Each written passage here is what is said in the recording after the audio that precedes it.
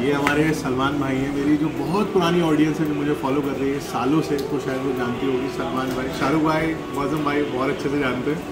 तो भाई जो हैं 2016 से मैं मतलब भाई के यहाँ जब जामिया से मास्टर्स कर रहा था तब से मैं भाई से कनेक्टेड हूँ। भाई के यहाँ से यहाँ पर खाना पीने सिलसिला चला हुआ है और जिस तरीके से भाई के खाने के जायका अब तक बरकरार है, तो मैं बताना चाहता हूँ अपनी ऑडियंस को वैसे ही भाई की मोहब्बत मेरे लिए बरकरार है। अलहमदुलिल्लाह दीवान में आप बड़े प्यारे हैं, आप बड़े प्यारे थे, इंशाल्लाह आगे भी रहेंगे। दुआओं की दरख्वास्त है, थोड़ा बहुत ज़िंदगी में कोशिश चल रही है कुछ करने की। आप लोगों की दुआओं का बहुत बड़ा उसमें मतलब अहमियत है, समझ रहे हैं। सर पे हाथ रखिए तो हमारे सिर में